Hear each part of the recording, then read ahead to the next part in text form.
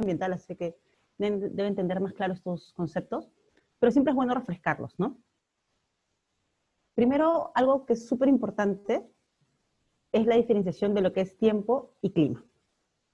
A veces este error lleva a que pensemos generar algunos cambios que van a impactar a cosas inmediatas, ¿no? El tiempo se da en un espacio determinado, pero el clima es un patrón de comportamiento periódico. En verdad se tienen estudios muy amplios de cómo el clima ha evolucionado en la Tierra. Y en esos estudios amplios, por ejemplo, se tiene claro cómo los gases de efecto invernadero siempre han impactado en el clima, siempre. O sea, algo que tenemos que tener clarísimo es que el cambio climático en sí siempre ha existido. ¿Qué es lo que ha pasado? Es más, necesitamos los gases de efecto invernadero para vivir. Eso creo que es algo súper importante. No podríamos existir si no existen. O sea, nuestra vida humana, nuestros ecosistemas no existirían. El problema es de que nuestra presencia en la Tierra y nuestra forma de producir y de consumir ha generado que estos gases de efecto invernadero aumenten. Y ese es el problema que ha generado el cambio climático. Veo que alguien quiere...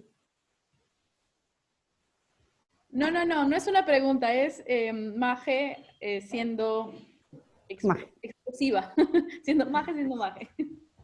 Sí, la cosa es que les quería contar esto, ¿no? Los gases de efecto invernadero en verdad son producidos por relaciones antropógenas, que eso es el punto central del cambio climático, porque es cierto que la Tierra de por sí produce gases de efecto invernadero para crear vida. Pero lo que trabajamos en cambio climático son aquellos aumentos que se han generado por la presencia de los seres humanos. Y aquí es un listado enorme, como se pueden dar cuenta, ¿no? Pero acá lo importante del listado enorme es recordar algunas cosas. Primero, que cuando hablamos de cambio climático y de la actuación de los gases de efecto invernadero, estamos hablando de nivel global. Esto es súper importante porque siempre hay una... Y más, por eso hemos hecho dos, uno para acá y otro para que tú te lleves y te comas ahí. ¿Sí? A ver, volvemos. Entonces, lo más importante es tomar en cuenta que lo que es cambio climático siempre tiene un impacto global, un impacto más amplio.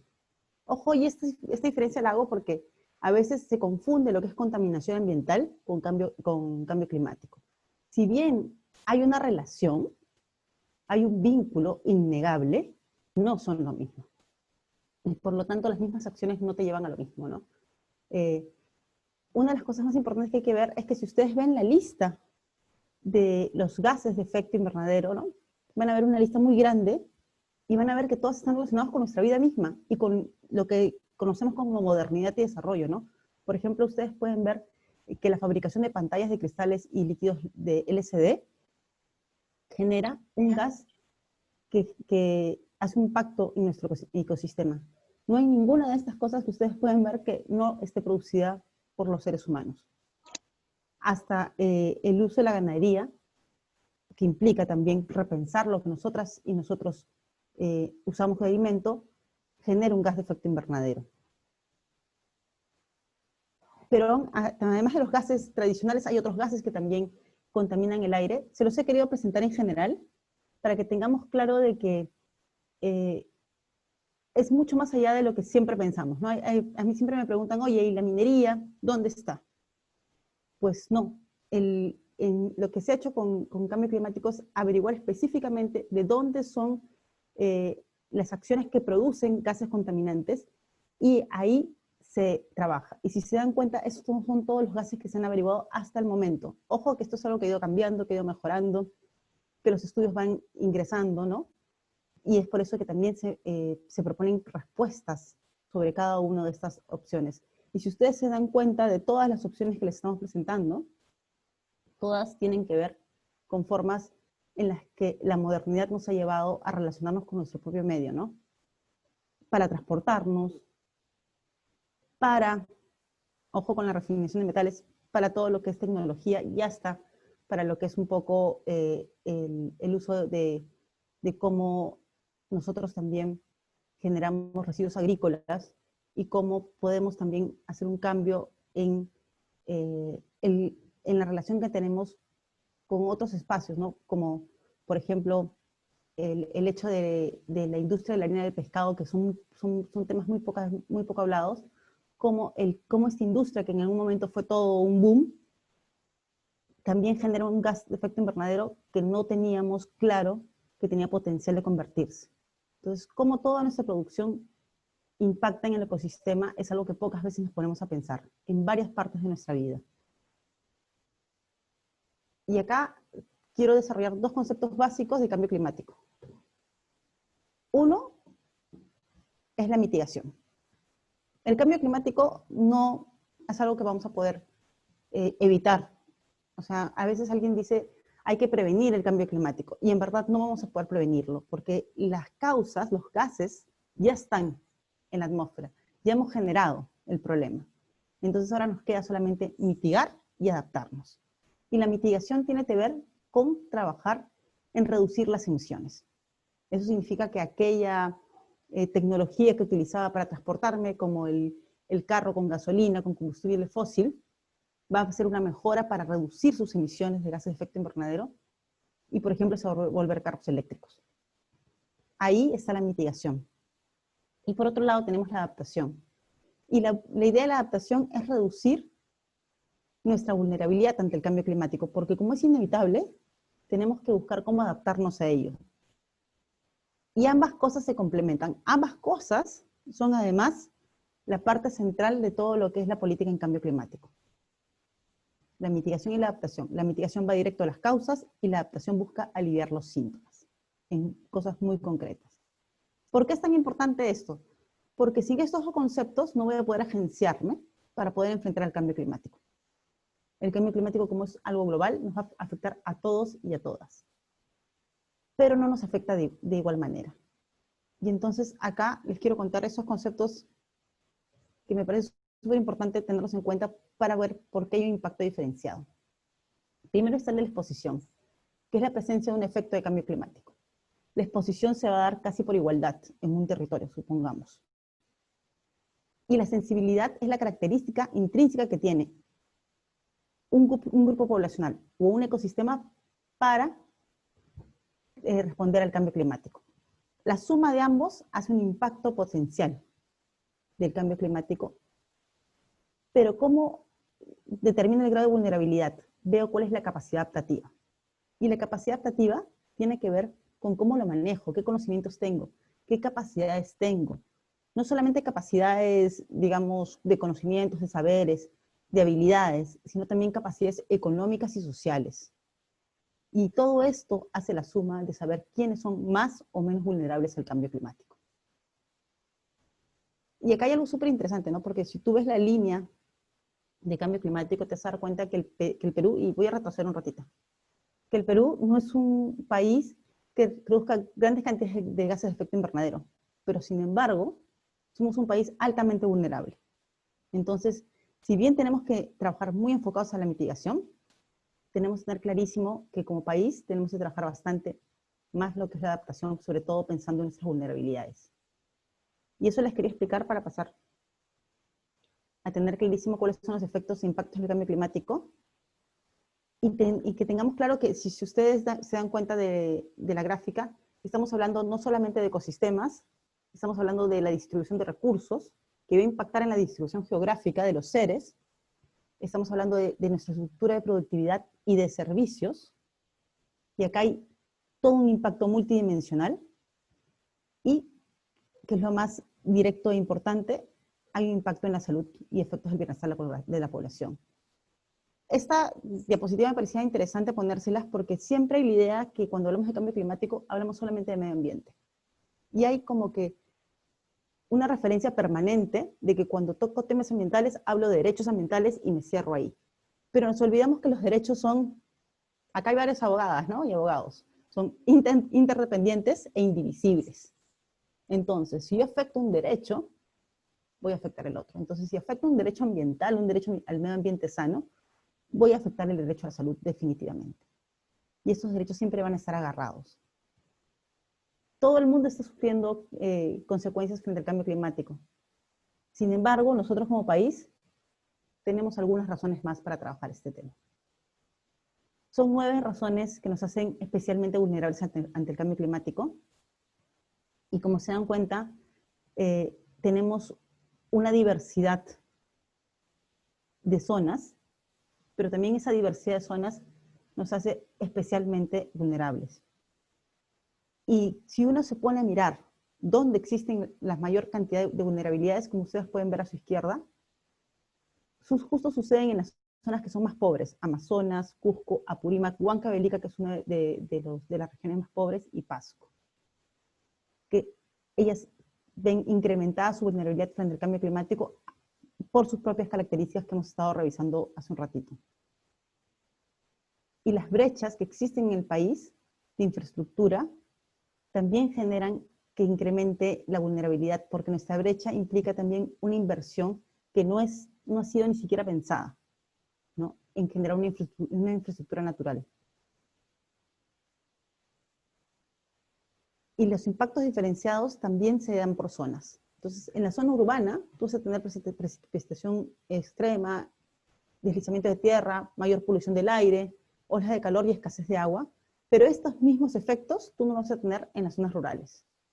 En las zonas rurales vas a tener unos eventos extremos, un cambio de vectores en las enfermedades tropicales.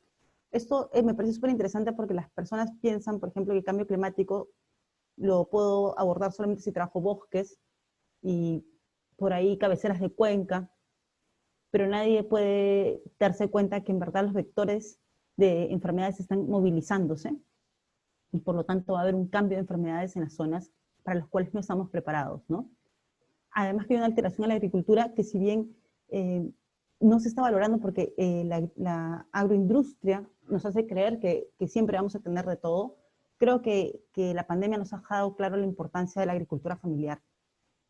Y no hemos evidenciado todavía el efecto que va a tener en nuestras vidas, que el cambio climático va a cambiar hasta la forma en que comemos. Como decía mi jefa, nuestro arroz con pollo va a tener que ser adaptado, primero dejando de comer arroz, por ejemplo. Uno de los cambios, de los efectos de cambio climático de los que más se está hablando ahorita, no sé si ustedes lo han escuchado, es la pérdida de glaciares. Esto está documentado además muy claramente en Ancash, y es por eso que está el INAIGEM, que es el instituto que investiga lo que es montañas y glaciares allá, porque hay una pérdida y un retroceso permanente ya de bastantes años, pero que ha sido aumentado por el cambio climático. Y entonces, todo esto nos lleva a la siguiente reflexión. El cambio climático nos afecta a todos y a todas, sin duda, pero no de la misma forma. Así como no todos los países tenemos la misma cantidad de variables de vulnerabilidad, no todas las personas tenemos ese mismo impacto en nuestras vidas. Hay un impacto diferenciado. La teoría te dice que hay factores biológicos y socioculturales que nos hacen diferentes, pero también lo que no se evidencia a veces mucho en la literatura es cómo la intersección de las variables nos hace mucho más vulnerables. Y esto que sucede en cambio climático también sucede en otros temas, y es súper interesante que nos demos cuenta cómo a veces en el estudio tradicional se tiende a sectorizar y categorizar y separar, y no se ve la multidimensionalidad. Entonces, la idea de la interseccionalidad es eso, ver dónde hay cruces y dónde estos cruces aumentan las vulnerabilidades, ¿no? Y entonces, por ejemplo, tú puedes ver que, además de los factores biológicos y socioculturales, la etnia, la lengua materna, la edad, la situación económica, una situación de discapacidad también generan factores diferenciados de impactos ante el cambio climático. Y entonces yo quería revisar un poquito algunos factores biológicos y socioculturales. En verdad la lista es súper grande, y lo que he buscado es algunos ejemplos. Esto no son todos los factores diferenciados, y lo que podemos hacer, si a ustedes les parece, es que yo les cuento estos de aquí, y si ustedes tienen algunos más, los compartimos. En los biológicos hay que tomar en cuenta que, por ejemplo, las mujeres en situación de embarazo y en situación de parto aumentamos la posibilidad de contraer enfermedades vectoriales, que son aquellas enfermedades que se trasladan por el cambio climático. Y también lo otro que tenemos clarísimo es que la evidencia nos deja sentado que cuando hay heladas y granizadas somos las mujeres y las niñas las que suelen contraer más enfermedades respiratorias en la población. Esos son algunos de los factores biológicos que tenemos, pero hay muchos más. Por ejemplo, en un factor biológico súper interesante, me parece, de traerles a la mesa, es que las mujeres tenemos 14 veces más de probabilidades de morirnos ante un desastre, porque nuestro cuerpo no está acostumbrado y no tiene todas las... Ay, se me está acabando la batería. Un ratito. Un ratito.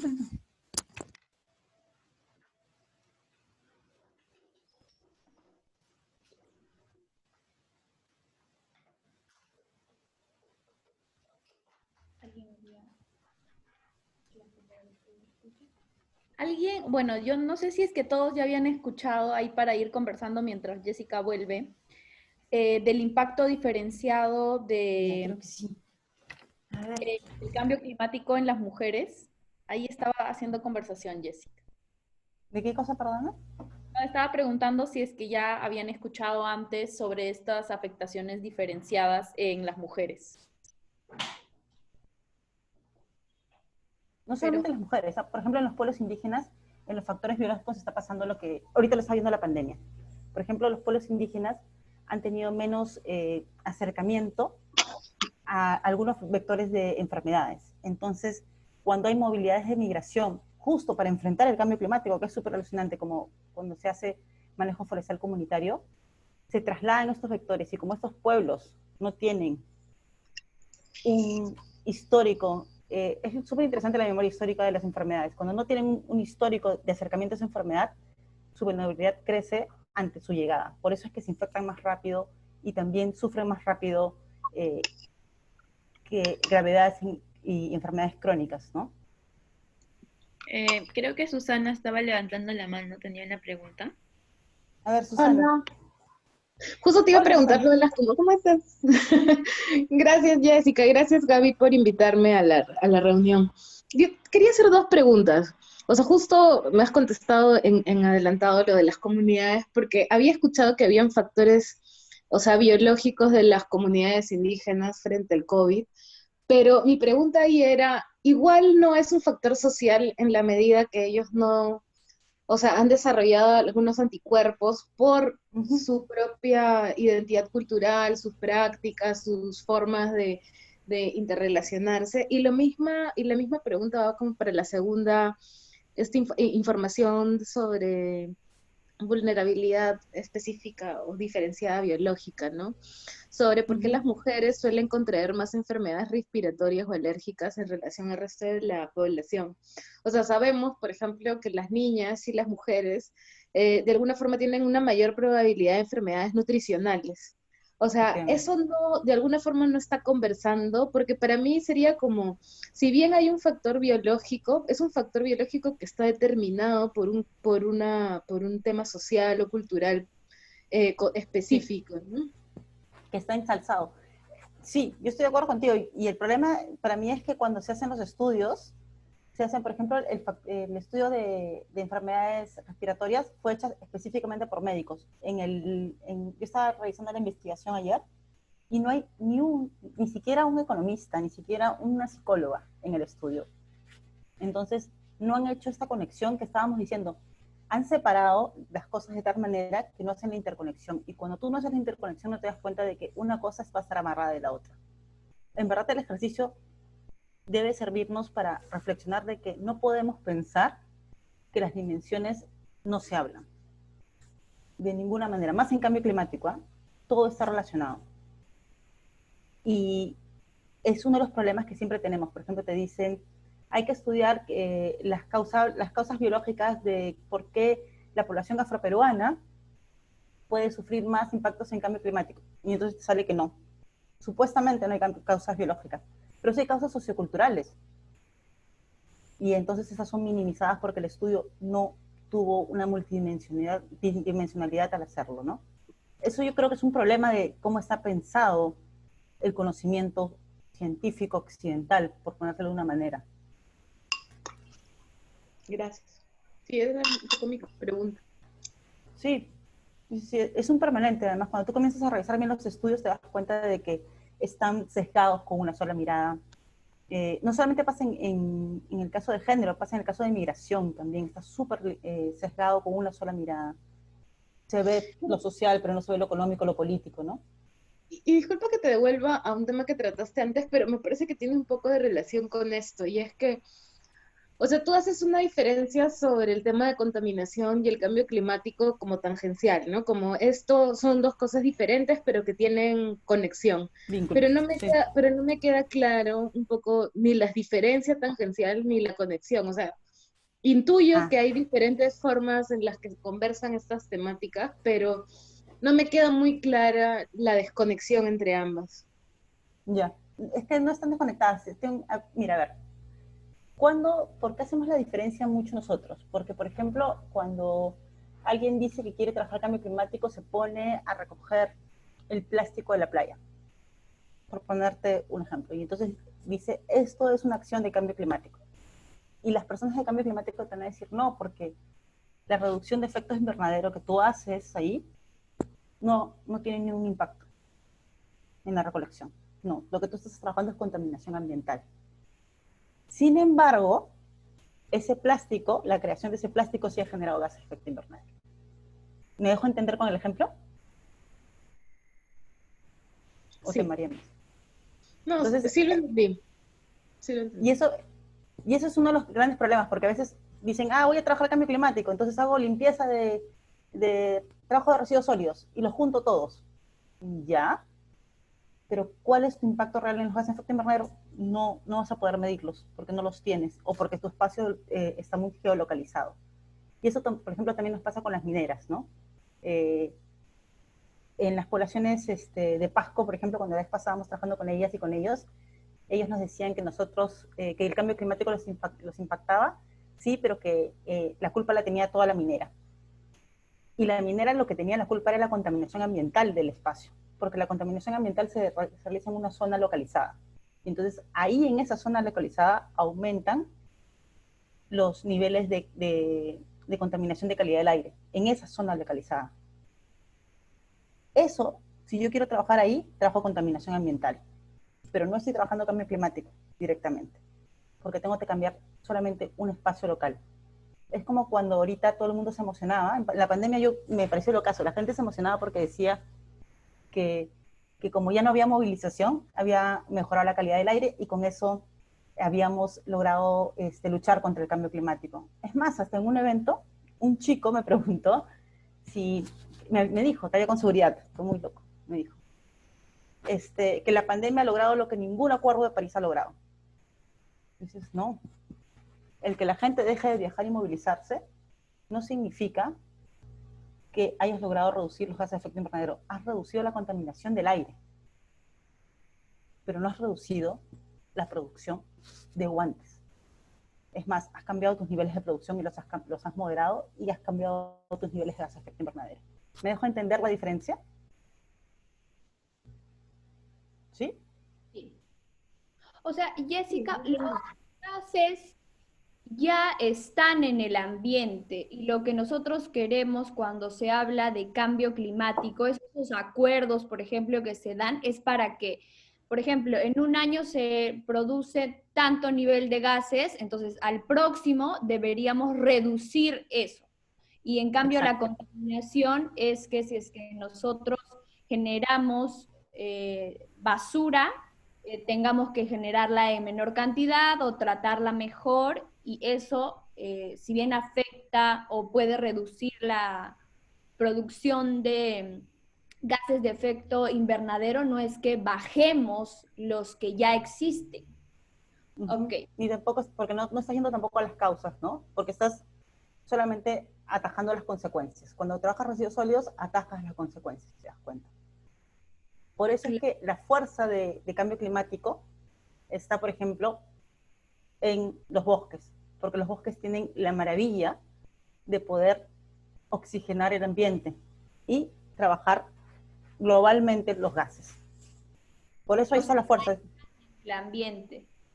Exacto. Ok, ok, ok. Y la diferencia, a pesar de que es sutil, es importante sobre todo a la hora de que se plantean proyectos. Claro. Porque, por ejemplo, te puede emocionar poner un proyecto de contaminación ambiental, pero cambio climático no te va a ayudar. O sea, te va a decir, oye, no, para eso no te voy a dar financiamiento porque eso no es cambio climático.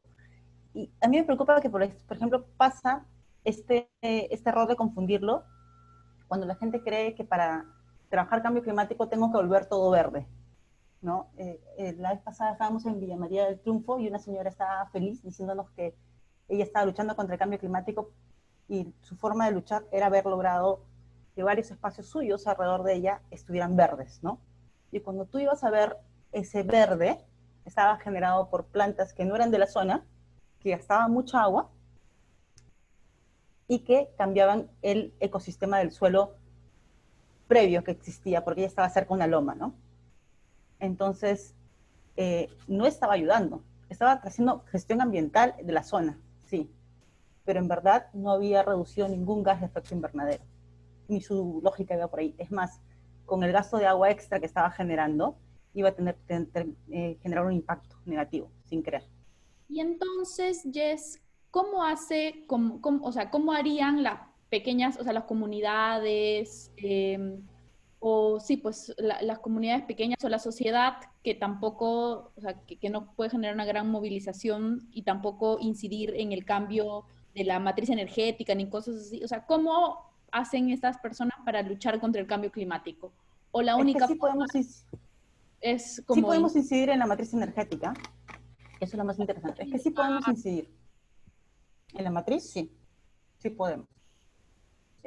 Pero ¿cómo tienen que ser? Por eso es que siempre hablamos de que hay que trabajar en forma organizada. La única forma de trabajar el cambio climático no es ningún cambio individual, sino todo lo que sea un cambio organizado. O sea, si yo quiero trabajar cambio climático con mujeres, no puedo hacer un espacio de mujeres de 10 mujeres y trabajarlo en Lima. Tengo que comenzar a trabajarlo con más mujeres y hacer una red y replicar la misma acción en varios lugares. Por ejemplo, que siempre cosecha de agua, que es una medida de adaptación. Si tú quieres que funcione, que siempre cosecha de agua, con mirada de cambio climático, no se trata que lo instalen en Ayacucho y ya, y que me quede con mi saber y me lo meta ahí. No, se trata de que mi saber de siempre cosecha de agua que le estoy haciendo en Ayacucho puede ser trasladado a otras zonas y varias personas realicen siempre cosecha de agua. Y ahí tengo un impacto a favor. Es súper interesante porque en verdad el cambio climático es un cambio de paradigma. Te lo dice la ley, Marco, ¿eh? Hay que cambiar el paradigma. Y esto también implica cambiar el paradigma porque implica pensar en organizarse para articular una respuesta conjunta. Ninguna respuesta individual es válida. Si bien es loable, no va a poder ejercer un cambio. Porque además de todas estas cositas que les he enseñado, tenemos otro problema más con el cambio climático y es la migración. El que los ecosistemas sean golpeados, el que mi medio y mi forma de vida sea golpeada, promueve que yo busque migrar como medio de adaptación. La adaptación se realiza mediante la migración. Y esta migración genera pobreza y desigualdades y mi forma de poder sobrevivir a esta migración va a tener un desarrollo de componentes biológicos y socioculturales que, como bien dijo Susana, ninguno está por separado, todos hay que verlos siempre relacionados. Acá les puse algunas cositas más de los impactos diferenciados que tienen que ver mucho también en cuáles son los niveles de pobreza, ¿no? Porque la idea era entrar un poco a los enfoques transversales y a las poblaciones vulnerables, y lo difícil de este tema es ver de que las poblaciones vulnerables se repiten en cada tiempo. Yo no sé, por ejemplo, acá hay varias especialistas de otros temas y nos dar cuenta de que casi son las mismas personas las que son en todos los espacios vulnerables, ¿no? Y, por ejemplo, acá en el estudio del Banco Mundial, es una pregunta súper interesante, ¿no? Se analizan 143 economías y la pregunta es de las... Uy, esto se ha movido un poquito. A ver, espérense, vamos a moverlo para que se vea bien. No entiendo por qué se ha movido.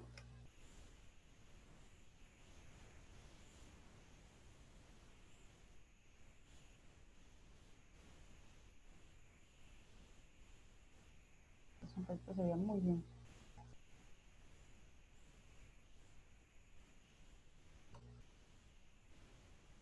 Ahora sí, a ver. A ver. Eso es algo que les quería contar porque evidencia las diferencias. De 143 economías que analizó el Banco Mundial, la idea era ver qué porcentaje de ellas tiene al menos una ley que restrinja la igualdad económica de las mujeres. Ustedes se preguntarán cuál es el porcentaje, y el 90% de 143 economías, o sea, casi todas, tienen al menos una ley que restringe la igualdad económica de mujeres. Y esto es un problema que tenemos para poder adaptarnos y mitigar el cambio climático. Otro ejemplo que tenía era que de estos 143 países, la pregunta es, ¿en cuántos países, cuántos de esos 143, las mujeres tienen los mismos derechos sobre propiedad y acceso a la tierra que los hombres? ¿En cuántos creen?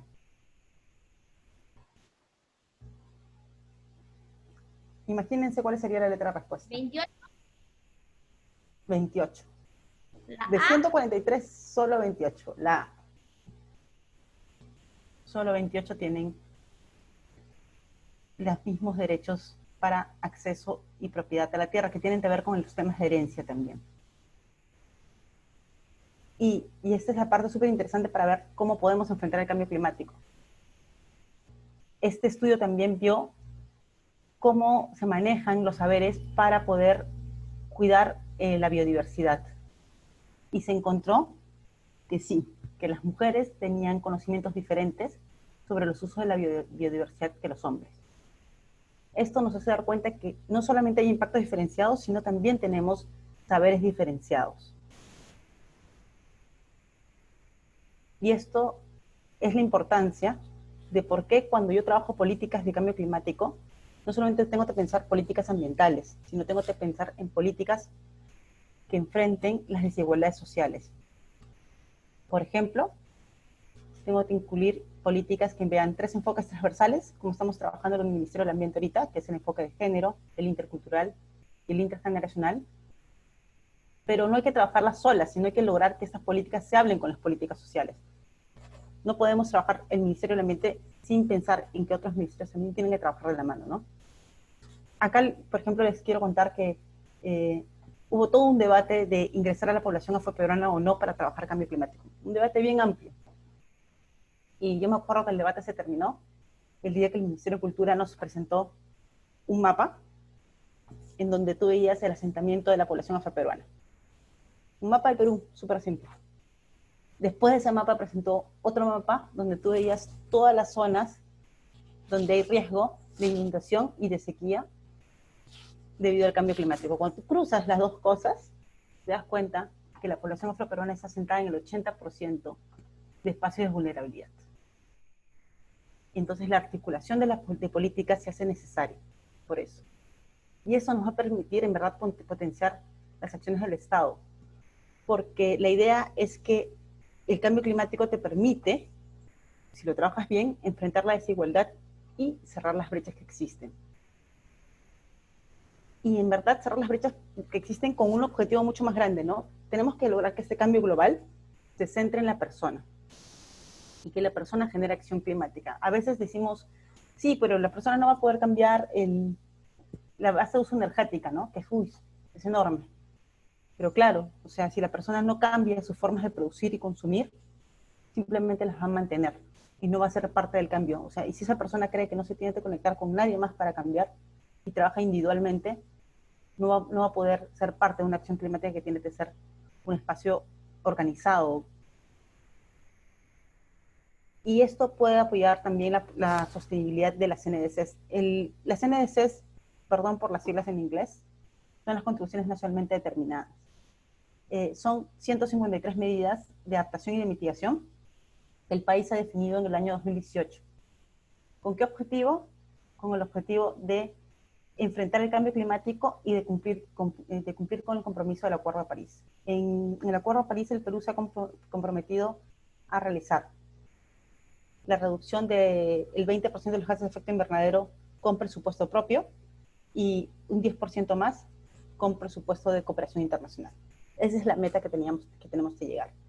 Es necesario de contarles que también el país, el año pasado, se comprometió a incrementar esta ambición al 35%.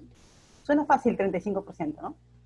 No es tan fácil como lo creen, porque hay que en verdad generar un cambio bien detallista en varios espacios de la matriz energética, varios espacios de la producción en sí. Por ejemplo, les cuento de que hay una NDC, una NDC de mitigación que busca cambiar el factor clinker. ¿Qué es el factor clinker? Es un factor de cómo se hace el cemento. Este factor que se usa para hacer cemento aumenta los gases de efecto invernadero. Entonces, el trabajo está en cambiar la fórmula. Y esto que tú dices, oye, pero qué raro, pues cuando te pones a trabajar con los cementeros te das cuenta que los cementeros sí quieren cambiarlo, pero que el cambio les va a producir un gasto en su producción.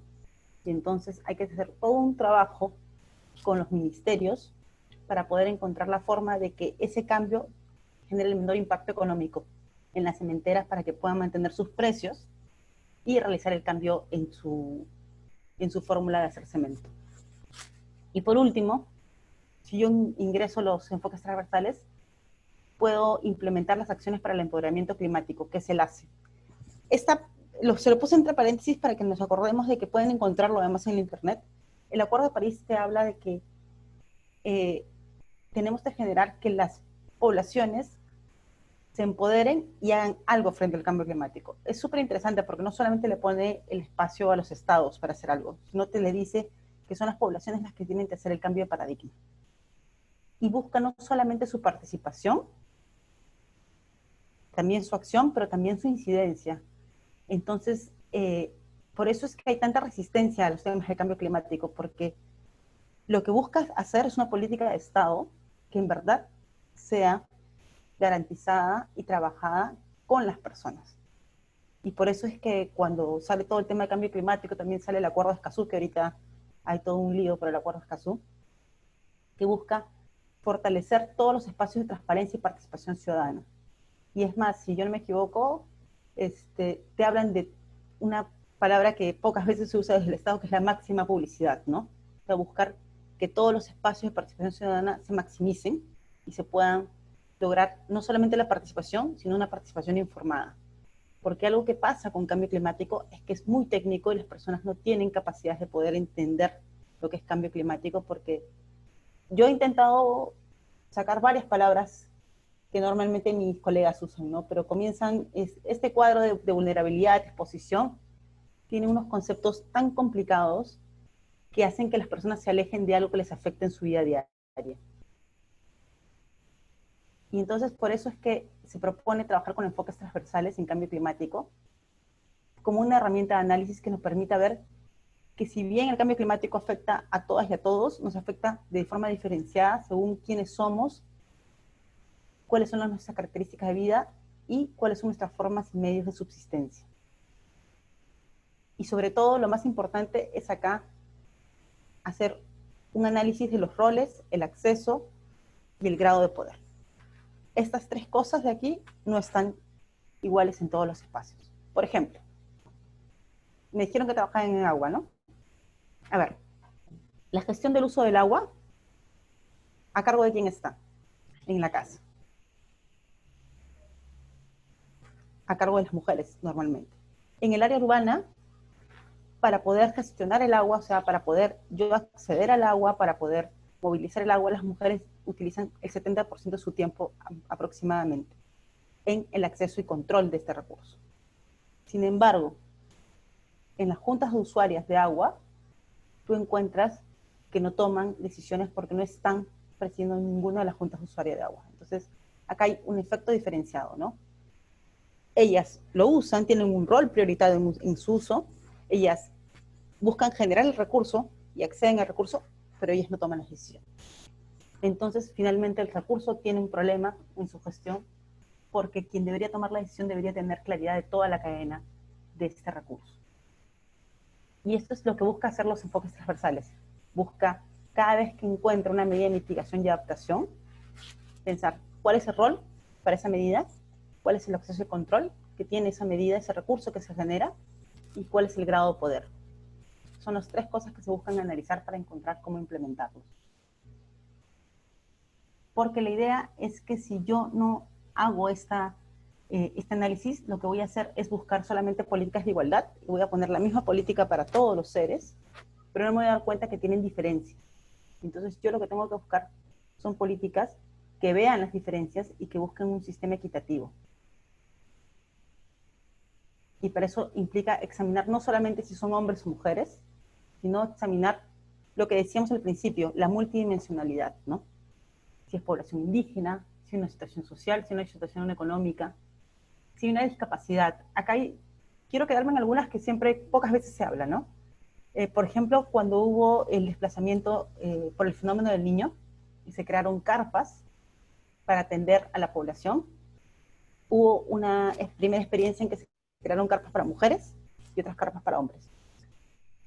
Y ahí pasó algo, que la población transgénero se quedó en el medio, porque nadie evaluó que esa movilización, ese desplazamiento, no les había tomado en cuenta en sus particularidades. Entonces, si hubieran trabajado desde una visión de enfoques transversales, hubieran podido darse cuenta que hay diferencias en cómo voy a plantear las soluciones para adaptarme, pero también para mitigar. Y que todas estas diferencias generan brechas y desigualdades. Entonces, algunas personas van a estar con más facilidad de adaptarse al cambio climático y hay otras que no. Y el trabajo del Estado es poder hacer que estas desigualdades no existan o que se reduzcan de tal manera que la brecha nos permita tener las mismas posibilidades y oportunidades, ¿no? Y es por eso que hablamos que siempre hay que tener una mirada interseccional, que busque una acción integral del Estado y que termine reduciendo desigualdades. Porque estos son los tres enfoques en los que se puede centrar de por qué se generan o se aumentan las desigualdades. El enfoque de género, que es mucho más de lo binario de hombres y mujeres. El enfoque intercultural, que es mucho más que pueblos indígenas. Si bien los pueblos indígenas tienen en su peso el 70% de la gestión de bosques, y en los bosques está no solamente el asegurarnos de trabajar los gases de efecto invernadero, sino también nos asegura lo que es biodiversidad. No solamente se trata de ellos. Por ejemplo, si yo quiero trabajar el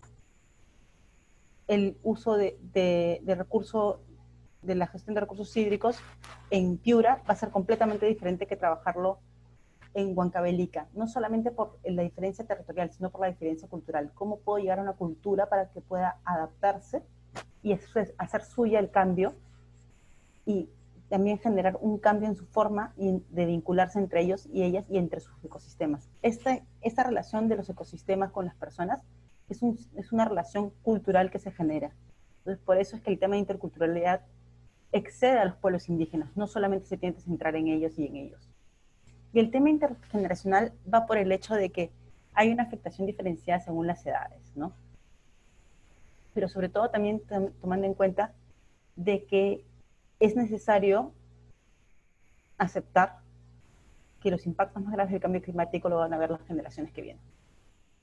Nosotras, las que, asumo que acá hay personas de entre 20 a 40 años, supongo, ¿estoy bien?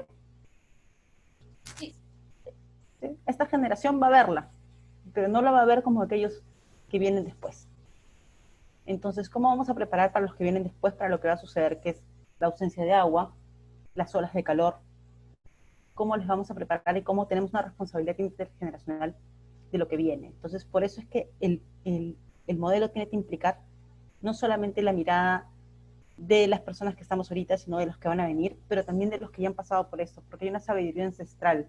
Y esto pasa mucho, sobre todo con comunidades rurales. Tienen una sabiduría ancestral de cómo manejar sus ecosistemas, que puede ser trasladado generación en generación, pero que lamentablemente los modelos de producción hacen que este diálogo intergeneracional se rompa y no pueda trasladarse y generen brechas de cómo pueden adaptarse mejor. Esa es la idea de trabajar los enfoques transversales. Y acá les he traído algunos ejemplos, son 3 ejemplos que les he traído, ¿ya? Porque en verdad cambio climático trabaja, a ver, trabajamos 9 áreas temáticas más o menos. Y les he traído 3 ejemplos de cómo las medidas de cambio climático deben de considerar los enfoques transversales porque son una oportunidad.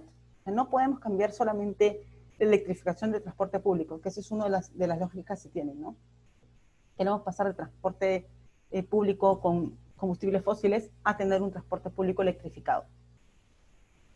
¿Por qué vamos más por el transporte público que por los autos particulares? Porque la generación de autos particulares no implicaría ni un cambio en sí, porque la gente simplemente seguiría comprando y produciendo, y cada sistema de producción es un gasto no solamente económico, sino es un gasto ambiental. Entonces la idea es que en verdad se masifique el transporte público, pero se masifique un transporte limpio. Y por ejemplo, esta masificación nos puede dar la posibilidad de incorporar a nuevas personas. Es muy sabido que, por ejemplo, la línea roja de Metropolitano quería incorporar a las mujeres en el rubro laboral y así poder tener mujeres que conducen. Y esto de que decir, sí, pues se puede incorporar a las mujeres para que conduzcan, no es solamente incorporarlas al mercado laboral. Para incorporarlas yo tengo que deconstruir una serie de constructos machistas que hacen creer que las mujeres no conducen bien. O que ¿cómo se llamaba el refrán? Que son un peligro constante, ¿no? A pesar de que la estadística te muestra que los accidentes de tránsito son generados más por los hombres que por las mujeres. O sea, es ilógico. Pero la idea es que la electrificación en el transporte público puede introducirte la incorporación de las mujeres. Y no solamente eso, sino que cuando yo genero un transporte público eléctrico y tengo que generarlo desde el Estado, porque la política tiene que venir, por ejemplo, desde la ATU, en el caso de Lima, puedo incorporar, si tengo una visión integral, medidas de protección y prevención del acoso. Puedo no solamente incorporar eso, sino puedo ver que haya paraderos seguros, que es uno de los problemas que hay, que haya servicios higiénicos limpios, si se han dado cuenta hay pocos servicios higiénicos públicos, que tengan espacios para cambiar los bebés en ambos baños para promover la corresponsabilidad, y que tenga accesos para personas adultas mayores y personas con discapacidad. Estas dos cosas son cuestiones que todo nuestro transporte carece.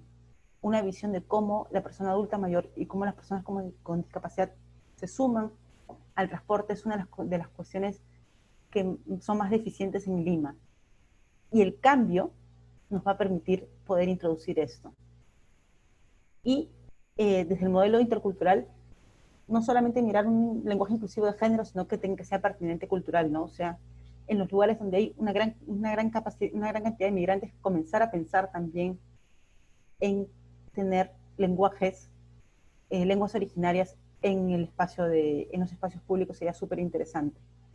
Estas son algunas ideas de cómo en el tema de electrificación, que es un tema que mueve cambio climático, si lo cruzamos con los enfoques transversales, podemos hacer que tengan medidas de incorporación y de trabajar con poblaciones vulnerables. ¿Y cómo lo podríamos nosotros como ciudadanas o ciudadanos impulsar? En verdad, muy poca gente se ha metido a pedir lo que es el transporte público eléctrico, más ahorita, ¿no? Y muy poca gente hace seguimiento a este proceso que debería ser permanente, además. Es más, no hay ni una meta específica del Ministerio de Transporte que diga en tanto por ciento voy a aumentar el transporte público electrificado en más de una ciudad. Y además, otro problema de esta medida es que es muy urbana. Solamente está pensada para grandes espacios urbanos como Lima, o Arequipa, o en todo caso, pero por ejemplo, todavía no hay una respuesta de un transporte electrificado para zonas amazónicas. Y ese es un espacio que está quedando ahorita justo porque no hay una visión de enfoques transversales en las medidas que se ponen, ¿no? No se han puesto a ver que esta medida solamente va a beneficiar y va a trabajarse en un espacio del Perú muy corto, y que van a haber muchas regiones que se van a quedar así como pensando, esto es la modernidad en la ciudad, miren cómo vamos a volver a generar la brecha si es que las respuestas no son holísticas, porque se va a volver a generar la brecha de que Lima va a tener metro, Arequipa puede tener metro, y de ahí todos los demás van a seguir utilizando sus combustibles fósiles, ¿no? Esta es una de las medidas de cambio climático que habría que mirarla con otros ojos. Otra medida, que es la de energías renovables. Esta me parece muy interesante porque es una medida que no es nueva. Yo la trabajé hace como 11 años en Cajamarca. en Cajamarca comenzamos a poner paneles solares en San Pablo, en San Luis, en Tumbadén, que son comunidades que están un poco alejadas y que tenían dificultades para tener internet y para tener luz eléctrica. Entonces, yo me acuerdo clarito que fuimos a poner paneles solares con toda la alegría del mundo, con todos los ingenieros, y enseñamos paneles solares, enseñamos cómo se ponían todo, los pusimos, volvimos 2 meses después y no funcionaban. ¿Y saben por qué no funcionaban? Porque capacitamos en la manutención de estos paneles solares a los hombres. Y como son comunidades que hacen trueque y hacen intercambio, y su espacio de venta está fuera de la comunidad, los hombres también salían a hacer estos trueques, estos intercambios, y las que se quedaban en la comunidad eran las mujeres. Entonces cometimos un error, porque debimos enseñarle a las mujeres a manejar la energía renovable que le habíamos puesto, pero caímos en el estereotipo. Y eso impactó en que ellas pudieran hacer esa energía renovable, que además reducía sus costos, ¿no? Esto está entrando con mucha fuerza, y en verdad es súper chévere que ahora ya podamos tener hasta termas solares. Pero lo más interesante es que, por ejemplo, nos permite hacer algunos cambios, ¿no? Yo he puesto ahí un ejemplo que es toda una discusión. Yo conozco muchos especialistas de género que discuten el proyecto de cocinas mejoradas. Este proyecto de cocinas mejoradas es un proyecto que existe, ¿eh? Que fue impulsado por el MIDIS y por el Ministerio de Energía y Minas, que buscaba mejorar las cocinas en zonas altoandinas. Lo que hacían era cambiar el cómo estaba generada la cocina, o sea, no era una cocina típica, sino le hacían todo un cambio con materiales, y también servía para calentar el hogar. El asunto es que las cocinas nunca fueron realmente incorporadas en las vidas, porque estaban solamente dirigidas hacia las mujeres, ¿no? Esta medida de cocinas mejoradas es una medida que dio la vuelta al mundo, muchos países lo han hecho. Lo interesante es que Kenia hizo un proyecto de cocinas mejoradas, pero le agregó algo, le puso variables de género en su incorporación, y le puso variables de interculturalidad. Entonces, los mismos materiales y la misma forma de enseñarse no se utilizó para todas las comunidades en donde se hizo. Y lo segundo es que el proyecto tenía un indicador de incremento de tiempo de uso de la cocina por parte del hombre. Y entonces generaron lo que es la responsabilidad compartida. Y ha sido el único proyecto que yo he visto que ha tenido en cuenta estas variables y ha logrado su objetivo, porque ha logrado que estas cocinas sean incorporadas, generando un mejor uso energético, ¿no?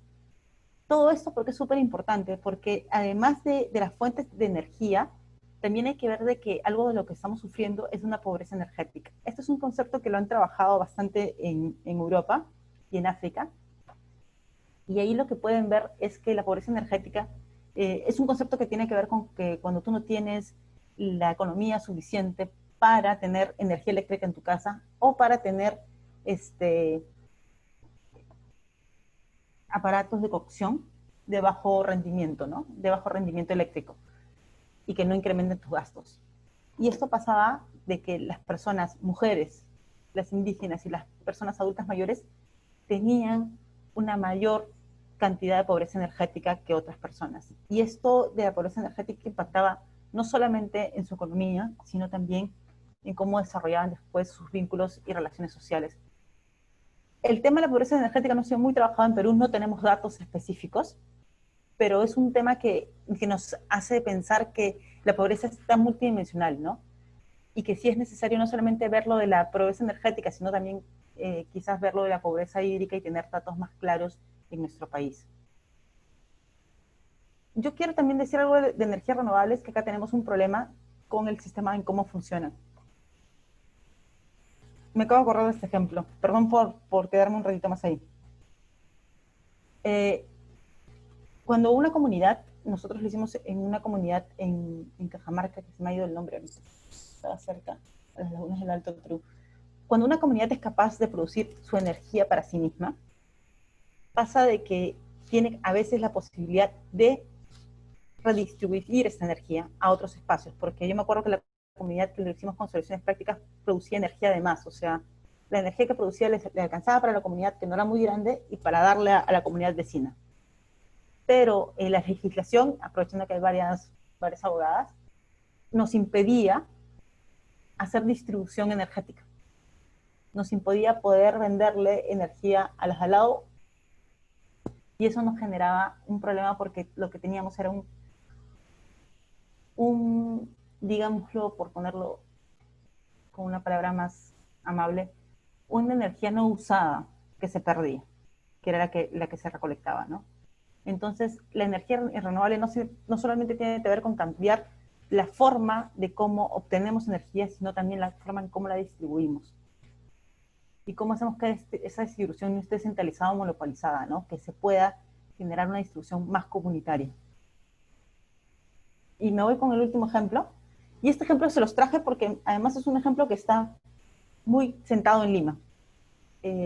Las rutas de turismo local para conservar ecosistemas urbanos. ¿Cuál es el nombre clásico de esto? Las lomas. Lima tiene un montón de lomas y ha habido toda una movida el año pasado para generar las rutas de lomas. Y acá justo creo que me agarro un poco de la pregunta que estaban haciendo hace un ratito de cómo poder impactar, cómo poder trabajar en cambio climático. Esto que han hecho las y los lomeros es súper interesante porque no han trabajado en una sola loma, sino han creado una red de lomas y han buscado articularse para hacer un turismo local, pero también para hacer un cuidado de ecosistema. Si bien pudo haber tenido una entrada medioambiental, en verdad lo que han creado es una red comunitaria que ha generado un espacio de cuidado común. Promueven lo que es el mercado local y tienen un reto, que no sé si es que lo han logrado visualizar completo, ¿no? Que es cómo se van a manejar los residuos sólidos de visitantes y de la comunidad. Pero sin embargo el trabajo conjunto les ha permitido hacer una generación de pertenencia a la localidad. Y esta generación de pertenencia al espacio en el que vives no solamente te permite vincularte mejor, sino te permite hacer un cuidado efectivo del espacio en el que vives.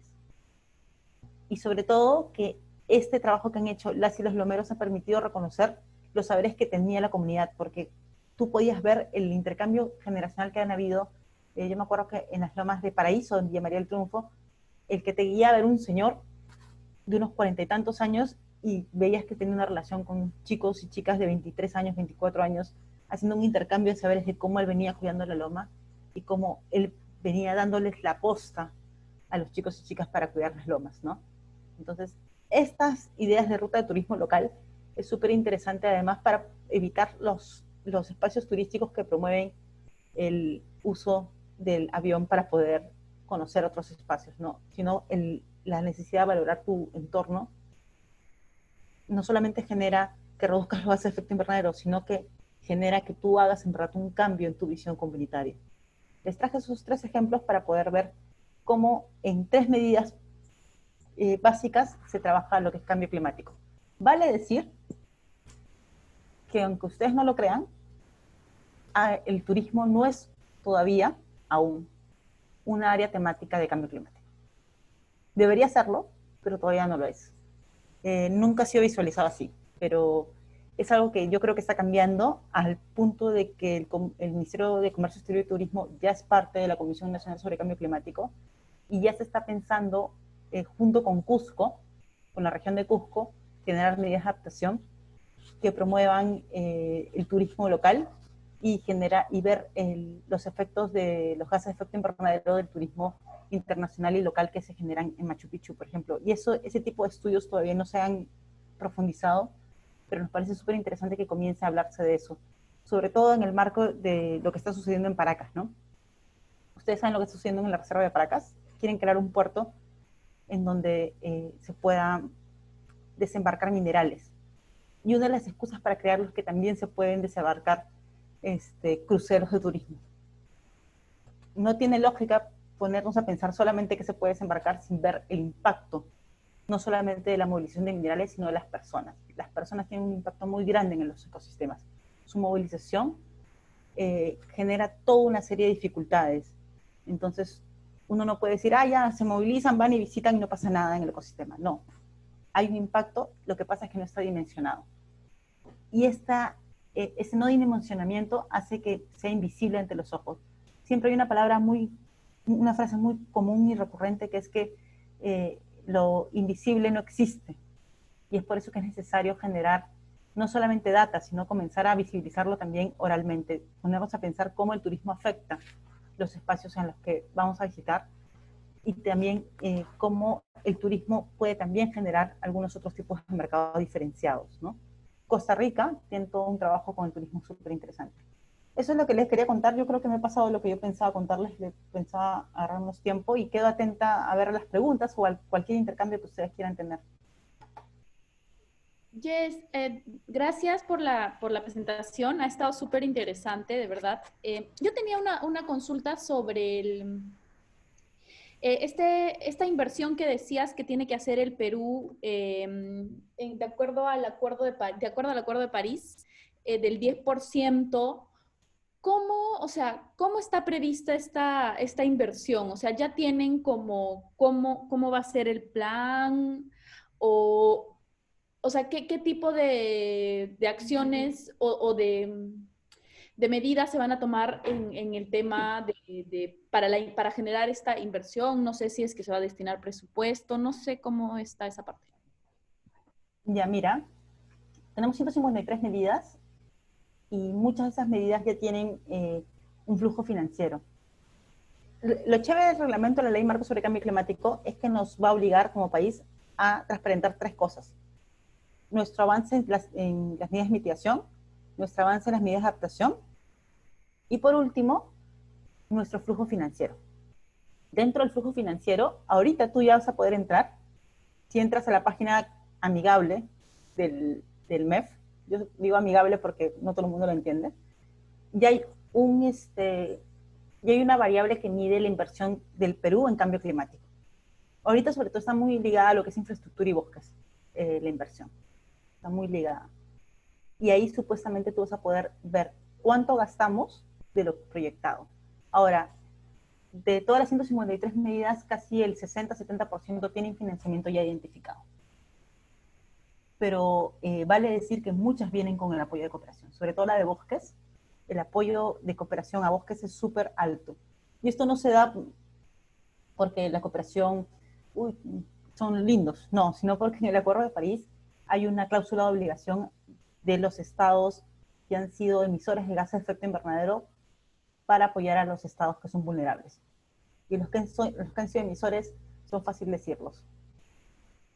¿Estados Unidos? ¿Qué otro más? ¿Qué otro más se les ocurre? China. China.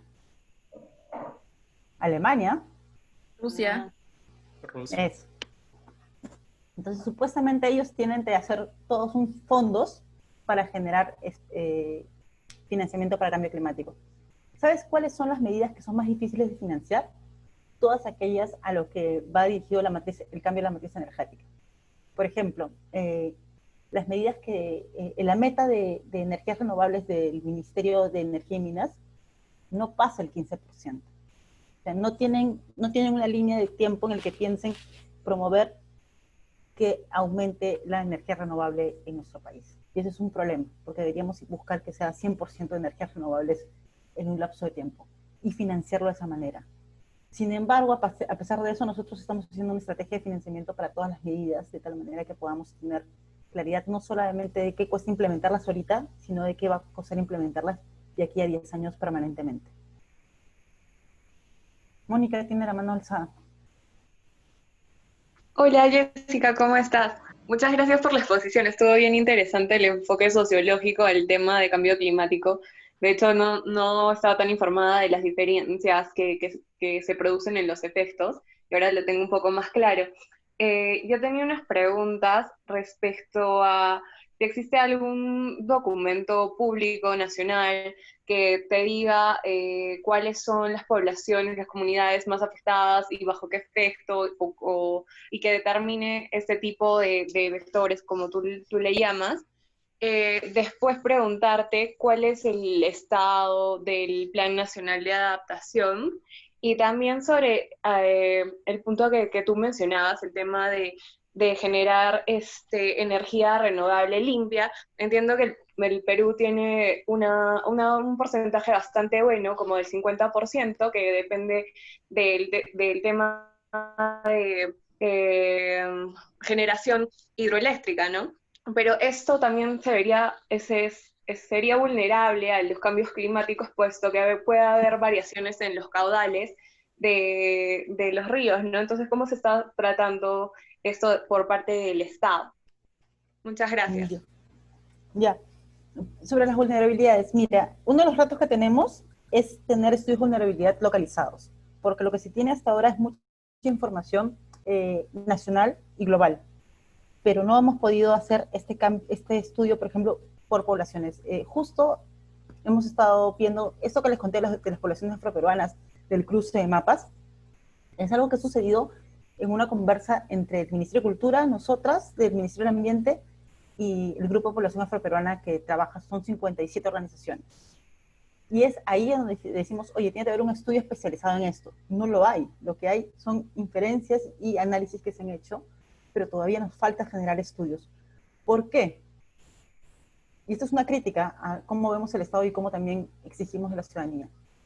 Una de las cosas más difíciles que tenemos en el Estado es tener data específica. Tanto así que hasta las datas que supuestamente deben de ser cada 5 años, como la Estrategia Nacional del Uso del Tiempo, que fue creada y debió darse cada 5 años, no se cumplen. No solamente en esa, sino también en otros tipos de estudios, porque no se da presupuesto para todo lo que es investigación. Entonces, una de las cosas que debemos de cambiar en el país es que en verdad se pueda hacer investigación. Y nos falta muchísima data específica local, sobre todo, y esto tiene que ver con el NAP, con el Plan Nacional de Adaptación. ¿En qué estamos? A ver, el Plan Nacional de Adaptación ha comenzado su proceso participativo y de elaboración en noviembre de 2019, más o menos. Ahí han comenzado a elaborar el Plan Nacional de Adaptación, y la idea ahí ha sido basarse en parte de las medidas, bueno, en las 91 medidas de adaptación que tienen definidas, pero también analizar si es que cómo han pensado lo que es la vulnerabilidad, el riesgo, la exposición y el peligro, que son los conceptos de adaptación, están teorizados y se han considerado todos sus impactos y efectos. Entonces han entrado en un debate de cómo poder observar todas estas diferencias justo para poder ver cuáles son las poblaciones vulnerables. Y ahorita ya han pasado todo un proceso participativo donde las personas han podido ingresar, conocer el Plan Nacional de Adaptación, proponer áreas. Por eso les decía que antes no estaba turismo y que ahora va a estar. Porque antes las áreas de adaptación estaban centralizadas en pesca, en agricultura, en salud, que eso será súper bueno, pero por ejemplo turismo no estaba. Gracias al proceso del Plan Nacional de Adaptación va a entrar turismo como área de adaptación. ¿Y en qué está ahorita? Ahorita estamos socializando, bueno, ya hemos socializado hasta el mes pasado, lo que estamos haciendo es recogiendo los aportes finales porque todo tiene que pasar a una parte virtual, y de ahí lo que se va a hacer es una segunda presentación de este Plan Nacional de Adaptación. Yo creo que lo que más importa del Plan Nacional de Adaptación es que en verdad el sistema de monitoreo y evaluación que va a salir de ahí es el sistema que va a estar de acceso ciudadano para ver cómo estamos avanzando. Y el reto del Plan Nacional de Adaptación, yo sé que no me has preguntado esto, me estoy excediendo, pero el reto del Plan Nacional de Adaptación no está en generar el plan de forma nacional, sino en generar que los gobiernos locales puedan tener una mirada de la adaptación territorialmente, porque es muy diferente trabajar adaptación en zonas costeras que en zonas amazónicas. Y en zonas amazónicas, dentro de la misma zona amazónica, hay sus diferencias. Entonces, esa mirada todavía no ha llegado a tener el Plan Nacional de Adaptación, que yo creo que es un reto a futuro. Y sobre las energías renovables, sí, tenemos una potencialidad. Esa no es la meta país, eso es la diferencia. Con las hidroeléctricas, además de que es un recurso que es vulnerable ante los efectos del cambio climático, hay todo un debate del uso de la hidroeléctrica. En verdad, he estado hace como 3 semanas en uno de los debates y me pareció súper interesante porque hay personas especialistas que te dicen que el uso de la energía mediante una hidroeléctrica lo que hace simplemente es desbocar el flujo natural de las aguas hacia el consumo humano, y eso simplemente no ayuda porque quita el espacio clásico que tomaban las aguas y las comienza a desubicar. Ella decía desubicar específicamente, porque decía de que por una necesidad se está cambiando un rumbo. Y lo que se está hablando mucho más es en verdad de promover lo que es la energía solar eólica y aquella basada en biocombustibles, ¿no? Porque primero de que el uso de recurso hídrico va a bajar, o sea, pensar en poner grandes hidroeléctricas es no darnos cuenta que en verdad va a faltar agua, entonces no vas a poder ni gestionarla para eso. Y segundo, que no sucede en todo el país. Entonces las zonas áridas tienen dificultades de usar este potencial energético.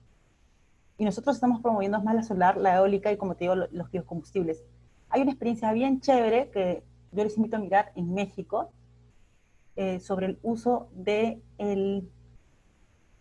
las heces de los ganados para poder usarlo en cocinas domésticas. ¿Ah? Ellos hacen su mismo biocombustible ahí. Y es súper interesante porque el manejo es completamente localizado y la energía además solamente se localiza en la casa que son dueños del ganado que produce las heces, ¿no? Entonces es súper interesante. También lo mismo está viendo con el uso de las heces de animales domésticos. Hay bastantes investigaciones de cómo podemos reusar las heces de los animales domésticos para generar energía, ¿no? Entonces yo creo que hay que pasar de la hidroeléctrica, además no solamente por el hecho de lo finito que es el uso del recurso, sino de lo caro que es la infraestructura. No sé si hay alguien más que tenga alguna pregunta. Sí, Jessica, justamente que hablas ahorita de las energías alternativas, por ejemplo, en energía eólica no se causaría como una contaminación visual, y eso entiendo porque para poner estos molinos, o sea, no es que se ponga un molino y con un No, son molino, millones. claro, se ponen millones, entonces no generaría como que, o sea, un impactos secundarios o impactos negativos como es el que te digo de la contaminación visual. O sea, se generarían también, cambiarías como un impacto por otro, ¿no? Sí, eso es algo posible. Lo que pasa es de que, en verdad, el uso de la generación eólica, además de tener que tener más de un molino, tienes que tener montones, así como en caso de Talara. En verdad, la contaminación visual habría que ver cuál es el impacto en la salud. Nosotros no hemos encontrado relación de la contaminación visual con el impacto de la salud. ¿No? Y en los lugares donde se pone, no hay impacto en salud mental. No es como en el caso de las ciudades, que la contaminación visual sí generó un impacto en la salud mental, ¿no? No hay estudios que te muestren que esa contaminación visual impacta en otras cosas. Entonces, por eso es de que estamos apostando por ella por ahora, ¿no? Pero que tiene muchas restricciones, ojo, que yo diga que esas son las que estamos más promoviendo más que la hidroeléctrica no significa que sean las soluciones perfectas. Porque el asunto con la energía eólica es que en el caso del Perú no se puede realizar en todas las zonas. Son muy pocas las zonas para realizarlas, en verdad, es una pena.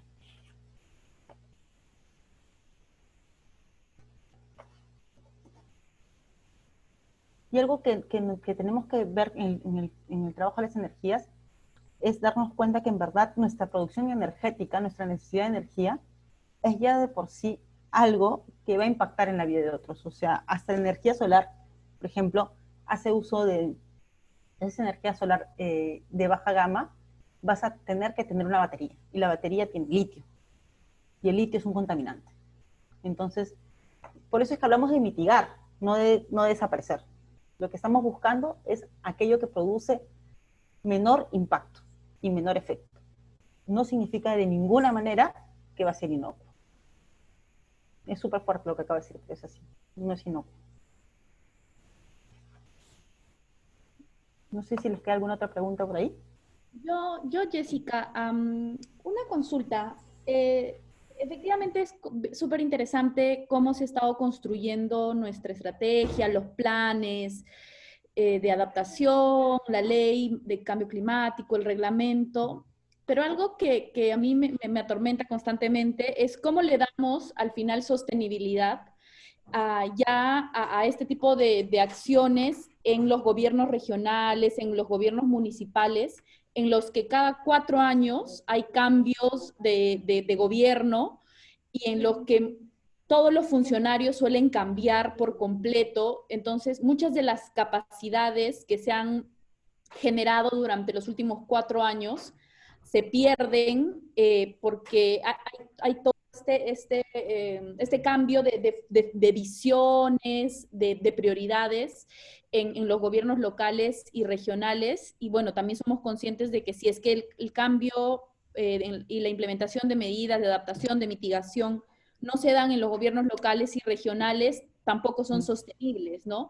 Entonces, no sé si se ha pensado como parte de la implementación en crear un programa presupuestal o un programa de cambio climático, ¿no? Porque lo cierto es que, por ejemplo, nosotros con la experiencia del programa presupuestal de residuos sólidos, mal que bien ha generado una continuidad en la política o en la visión, en la implementación de la gestión de los residuos sólidos, ¿no? No sé cómo están viendo esa parte desde el cambio climático.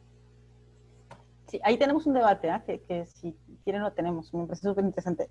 Hay algunas personas como yo, igual que tú, yo también voy por un presupuesto por resultados. A pesar que tome cerca de 8 meses a año y medio hacer el presupuesto, porque tú sabes que todos los anexos de un presupuesto por resultados toman mucho tiempo. Yo también voy por un presupuesto por resultados porque además te asegura que la visión de crear ese programa, ese presupuesto, va a ser muy difícil de cambiar gobierno tras gobierno. Y eso nos asegura que evitemos que alguna presión ideológica, porque hay presiones ideológicas, hay gente que niega el cambio climático, como hay gente que niega el coronavirus, entonces se tumben todas las acciones de cambio climático. Pero en verdad, yo creo que además de generar instrumentos a largo plazo, también deberíamos pensar en si hay que fortalecer o no algunas instancias, ¿no? Porque el PPR te puede servir para distribuir presupuesto, pero no para distribuir autoridad. Entonces, yo creo que hay que pensarlo, no creo que tenga la respuesta correcta. Por ejemplo, hay que pensar si cambio climático, acuérdense que la ley crea una autoridad nacional de cambio climático, que es el MINAM. Pero si este cambio climático tiene que tener una autoridad por sí sola y tiene que ser un organismo ejecutor para poder manejar mejor ese PPR, por ejemplo. Ya estamos hablando más de términos de gestión pública, ¿no?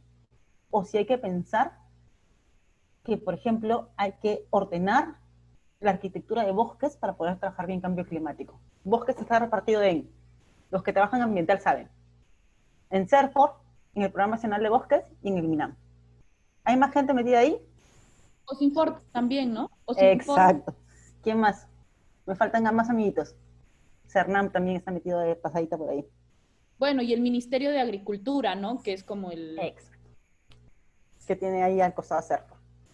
Entonces, la arquitectura está fragmentada. Entonces, yo iría por crear un instrumento financiero, sí, pero también por consolidar una arquitectura. Porque así, fragmentada como está, no ayuda en nada. La misma fragmentación hay en agua desde mi punto de vista. El que ANA sea parte de agricultura, pero no sea agricultura, y tampoco sea una entidad autónoma de agricultura, es algo extraño, ¿no? Y que la distribución del agua, porque el agua, acuérdense que tiene agua para uso poblacional, agua multipropósito, agua energética y agua para agricultura, ¿no? Son los diferentes usos del agua.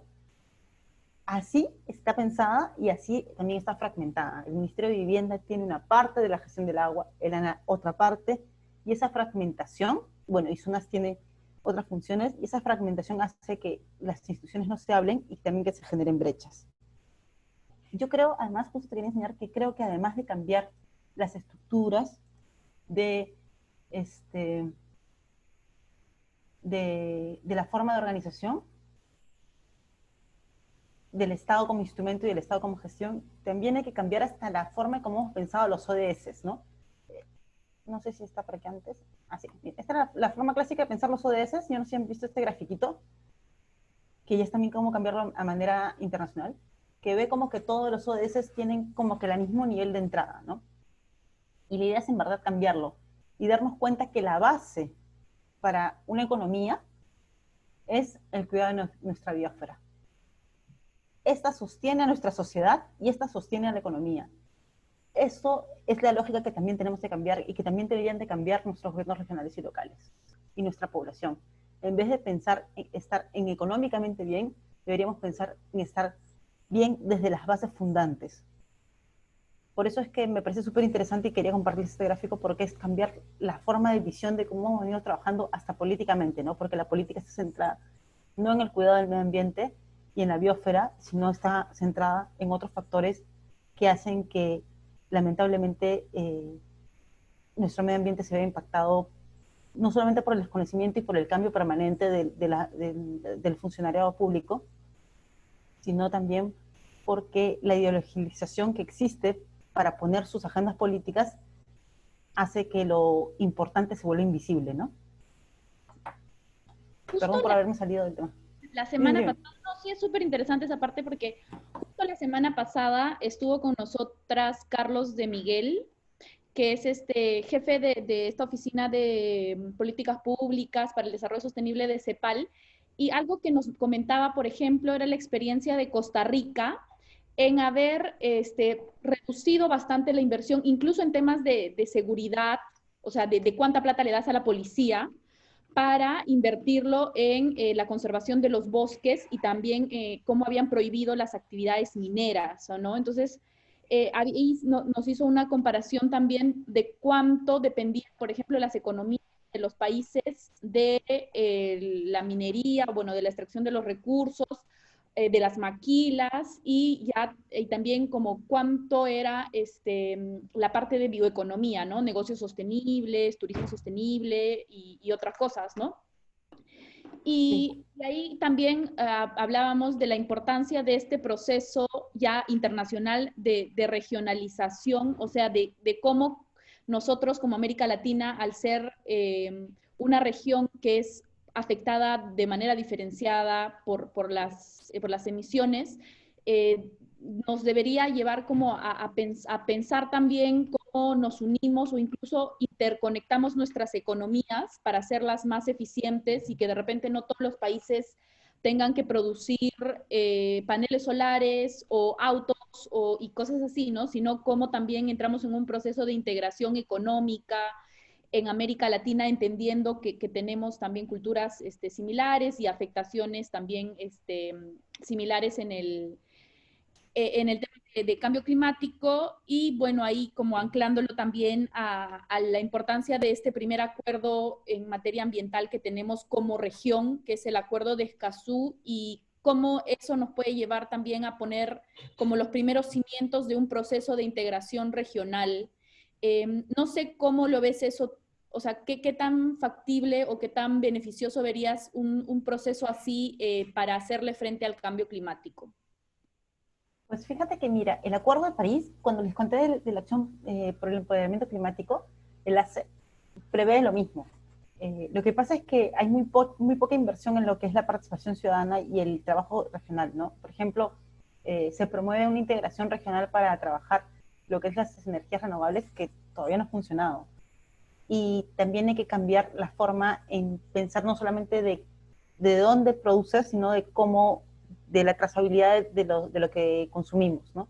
Esto de la trazabilidad que consumimos es algo que pocas veces se habla, pero deberíamos intentar lograr que la trazabilidad sea solamente regional, o sea, que consumamos cosas de América Latina que no hayan pasado un océano.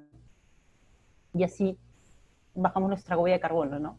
Es más, deberíamos buscar solamente consumir cuestiones locales.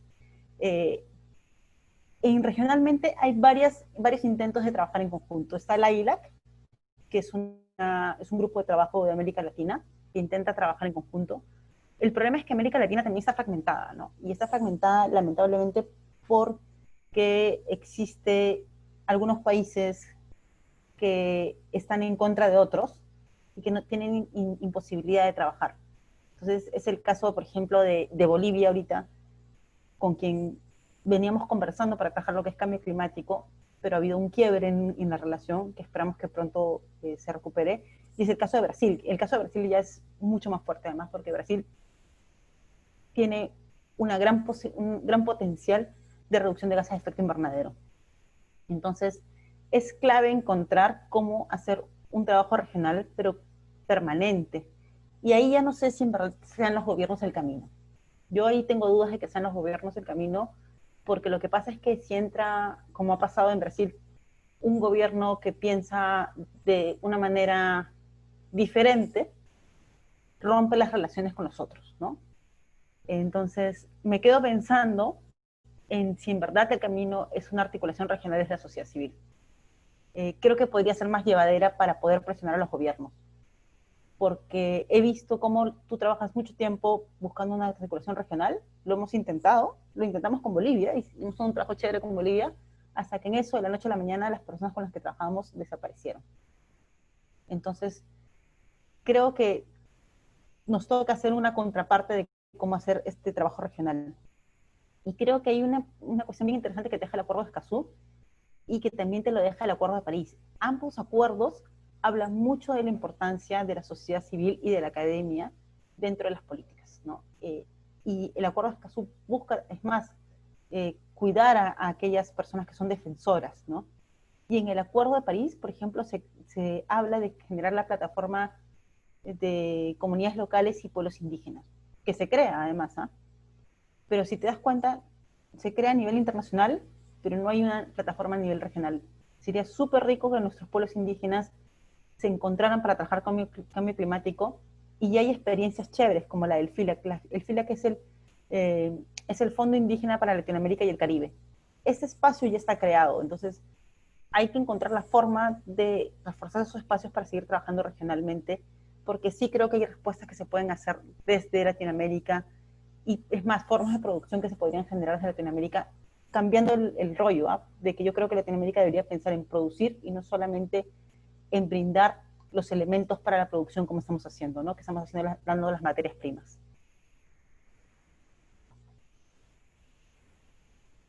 No sé si tienen alguna otra preguntita por ahí. ¿Alguien más ahí por ahí tiene alguna pregunta? Oye, una cuestión de Costa Rica, algo súper interesante, es que Costa Rica no tiene ejército, por ejemplo. Sí, claro, eso es lo que te decía, ¿no? Que ellos habían dado todo el Ah, gasto en ejército, todo lo que eso conlleva, y precisamente para reinvertirlo en otro tipo de acciones, ¿no? Y hay una cosita más que te quería comentar, era esto, la importancia también de interactuar o de interrelacionarnos con procesos, por ejemplo, no solamente en universidades, para que puedan incorporar el tema de cambio climático en todas las carreras, porque efectivamente va a ser necesario que empecemos a pensar cada una de las ocupaciones, de las profesiones, en términos también de impactos ambientales, pero también de trabajar en los institutos, ¿no? Que es algo que pocas veces vemos como también generadores de industria y todo eso, ¿no? Y ver un poco qué carreras, porque ahora además estamos en un boom de jóvenes, ¿no? O sea, tenemos una gran cantidad de jóvenes que actualmente están estudiando, ¿no? Entonces, ¿cómo hacemos para que ellos, en el momento en el que ya trabajen y todo, puedan incorporarse en este cambio de matriz, etcétera? Tengo un taladro por acá, así que voy a apagar. Sí, eso que tocas de decir es uno de los constantes retos que tenemos, ¿no? O sea, todo el mundo quiere trabajar con universidades, pero nadie con institutos. Y en verdad, si yo quiero cambiar el manejo del cemento, lo trabajamos desde los institutos que hacen construcción, ¿no? Y es más, si quiero trabajar, a ver, otra línea de producción que produce ese efecto invernadero, las ladrilleras.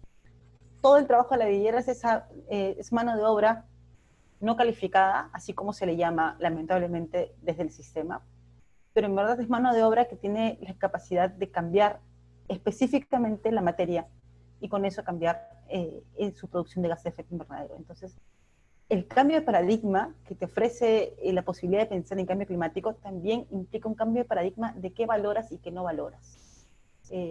Por ejemplo, los pueblos indígenas, cuando estábamos en consulta previa, nos insistieron para que sus sabios y sabias estuvieran consideradas en los espacios de formación. Y nosotros dijimos que sí, y lo pusimos, está puesto en la ley, en el reglamento, perdón. Pero después, cuando hemos tenido que explicar eso, es increíble la cantidad de gente que se opone y quiere pagarle menos desde el Estado, se le quiere pagar menos a un asesor de pueblos indígenas porque no tiene título, pero habla aguajún, que a otro que tiene título pero no es capaz de hablar aguajún. Entonces, el cambio de paradigma es ese también. Es también cambiar lo que consideramos como un saber esencial y valorado. Eso es lo loco que implica el cambio climático. Por eso es que yo insisto mucho en la multidimensionalidad del cambio climático, ¿no? Verlo más allá de lo clásicamente ambiental.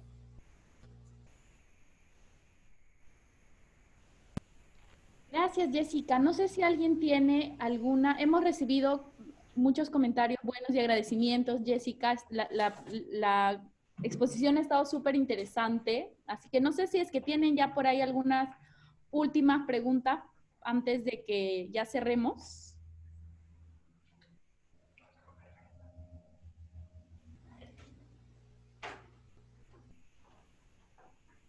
Creo que no.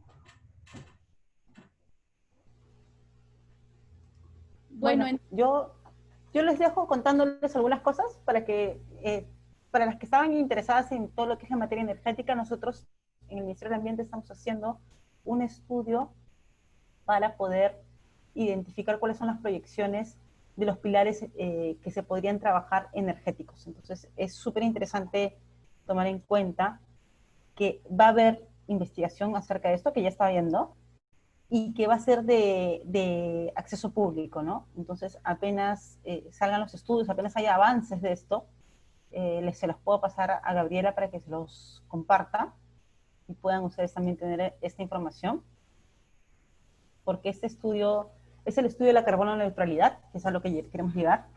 Entonces, este estudio va a poder dar data mucho más clara de cómo podríamos llegar con nuestros recursos y con nuestras características territoriales a la carbono neutralidad, ¿no? Jess, eso para contarles.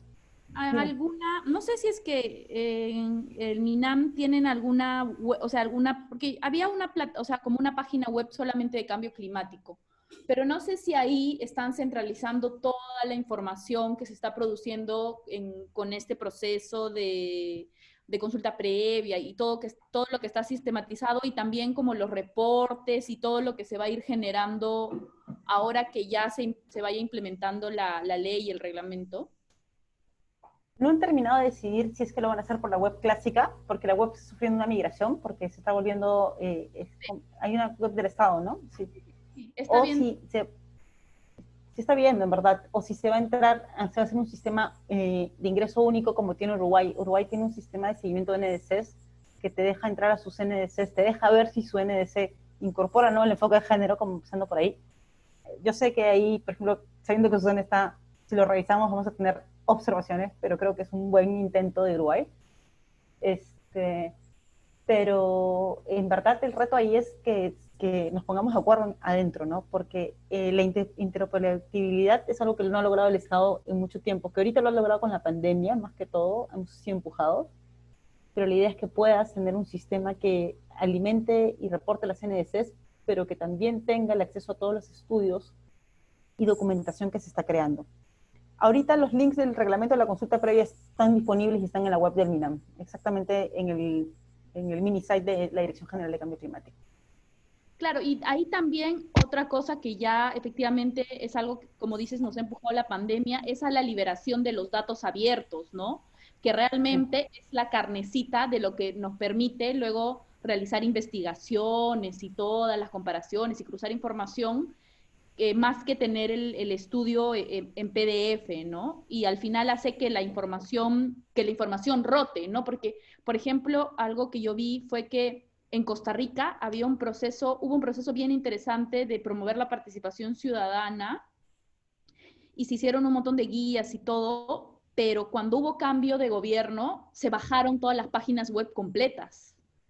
Sí, entonces, la forma que puedas evitar que eso pase es que sueltes los datos y que las sociedades, las organizaciones de la sociedad civil o los académicos, las personas que estudian puedan utilizar todos esos datos y replicarlos de las formas infinitas que se pueda, ¿no?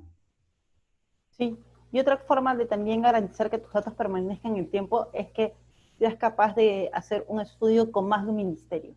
Por ejemplo, el MIM tiene una propuesta de transversalización de género en la gobernanza ambiental que ha aprobado en 2 lugares, pero todo su trabajo lo ha hecho desde el MIM solo. Y tú ves toda la propuesta y dice MIM. Cuando cambien de gobierno, esa propuesta va a quedar en el olvido porque el MINAM no lo sabe y no lo va a poder utilizar. Entonces, algo tan, a veces tan, que tú dices, pero eso de los logos es una tontería. Pues no, no es una tontería. Sí sirve para poder saber quiénes se están articulando y para que haya más de una voz empujando la política. Entonces, a mí no solamente me parece interesante que la ciudadanía entre, sino que el Estado busque como sea, como pueda, y ponerle mucha carga de trabajo en eso, articular. Nada puede salir con solamente el Ministerio del Ambiente. No es, así no vamos a lograr sostenibilidad. Genial, muchísimas gracias, Jessica. Ahí tenemos los agradecimientos de los chicos en el chat, ahí lo puedes leer, que están todos muy contentos con la exposición. Vamos a tener a Jessica más veces, porque ella, bueno, Jessica forma parte de nuestro consejo consultivo de la organización. Nosotros le llamamos el Consejo de Sabias y Sabios, y Jessica es una de ellas, así que Jessica siempre nos va a estar acompañando en todos nuestros pasos. Y bueno, nuevamente Jessica, agradecerte por tomarte este tiempo para estar con nosotras, y ha sido súper interesante, y ahí vamos a estar esperando también el estudio o la información que consideres importante pasarnos para también replicarla con los chicos y con las chicas. Voy a aprovechar ahora que estamos todavía ya cerrando para comentarles, y aprovechar que está Jessica también para que esté al tanto. Hemos estado teniendo algunas, como le hemos estado comentando, hemos estado coordinando algunas acciones con la Municipalidad de Miraflores, con la Gerencia Ambiental, para poder trabajar con el grupo de pequeños líderes, y hemos tenido ya una sesión, ahí les hemos compartido las fotos, y la idea es que podamos trabajar con otros colegios, con los líderes ambientales que tienen identificados en la municipalidad. Y algo que también nos han propuesto es que podamos hacer un cuento o un material educativo para los niños, enfocado en Miraflores, ¿no? O sea, como que con las, no sé, con los animalitos que hay en Miraflores, bueno, hay para darle una vuelta. Entonces, vamos a las que estén interesados, o los que estén interesados en hacer como esta actividad, que es básicamente la elaboración de un cuento que tenga que ver con temas ambientales. Ahí le vamos a ir dando todavía vueltas a cómo articular la temática. Vamos a formar en el grupo de educación que tenemos, las que estén interesadas, ahí se apuntan, para poder, justo se han conectado los amigos de Ambiente Miraflores, y bueno, también vamos a ir trabajando desde el día viernes. Fue la primera sesión de nuestro curso de ciudadanía ambiental del piloto que estamos haciendo con el Colegio Ciencias de Cusco, con los alumnos de cuarto secundaria. Así que igual las personas que quieran apoyar con ese tema, de repente hablar, está siendo un poco interesante esto de hacer las clases solo por WhatsApp, porque solamente se pueden comunicar por WhatsApp. Así que igual si es que alguien quiere apoyar con ese tema, nos avisa para incluir en el chat grande que tenemos, para incluirlos en el grupo pequeño de educación ambiental, y ahí podemos empezar de repente a hacer esos materiales. Y nada, eso les queríamos comentar. No creo que se me está olvidando, pero igual si es que hay algo más, les voy pasando la información en el chat que tenemos. Y bueno, nuevamente gracias, Jessica, gracias a las chicas y a los chicos que se han unido, y bueno, ya nos vemos la próxima semana, durante el próximo sábado, durante lunes y martes, les vamos a estar pasando la información y las lecturas de la siguiente sesión. Así que bueno, estamos siempre tratando de terminar antes de las 6. Jessica, muchísimas gracias nuevamente. Gracias a ustedes. Nos vemos el sábado. Nos vemos, cuídense. Gracias.